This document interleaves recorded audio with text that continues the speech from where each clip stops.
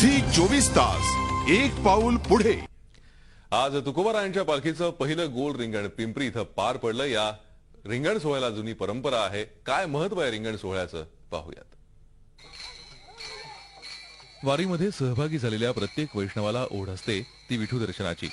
विठुरायाच्या दर्शनाला निघालेल्या या लाखो वारकऱ्यांचा उत्साह जरी दांडगा असला तरी शेकडो मैलाचं अंतर पायी कापताना त्यांना थकवा जाणवू नये, चैतन्य कायम राहावं यासाठी वारीमध्ये रिंगण सोहळा आयोजित केला जातो। परंपरेनुसार या रिंगणाची जागा आणि तारीखही ठरलेली असते।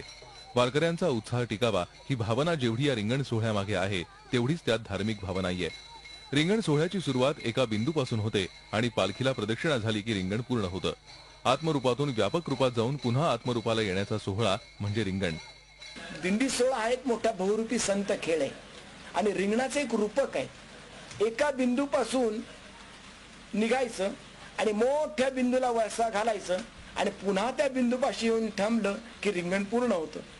तसं आत्मस्वरूपापासून निघायचं आणि व्यापक विश्वस्वरूपाला किंवा शिवस्वरूपाला वळसा घालायचं आणि पुन्हा आपल्या आत्मस्वरूपापाशी येऊन मिळायचं आणि हे मिळालं की रिंगण पूर्ण होतं। या रिंगण सोहळ्यात सहभागी होणं त्यामुळेच भाग्याचं असल्याचं वारकरी सांगतात। आपल्याला या ठिकाणी उल्हास एक आनंद प्राप्त होतो रिंगण सोहळ्यामध्ये। त्यामुळे आपला थकवा निघून जातो आणि पंढरीची ओढ लागते। म्हणून प्रत्येक ठिकाणी काही जी मानाची रिंगण सोहळे आहेत त्या ठिकाणी असणारा घोड्याचा रिंगण सोहळा केला जातो।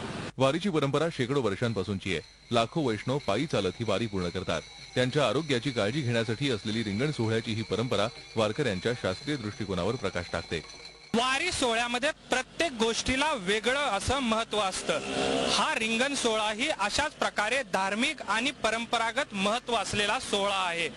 वारकऱ्यांचा थकवा जावा आणि विठ्ठल ओढीची जी त्यांची भावना आहे ती आणखी प्रबळ व्हावी यासाठी परंपरेनुसार विविध ठिकाणी या रिंगण सोहळ्याचं आयोजन केलं जातं। झी 24 तास साठी व्हिडिओ जर्नलिस्ट अमोल धर्माधिकारी सह कैलासपुरी, पिंपरी चिंचवड।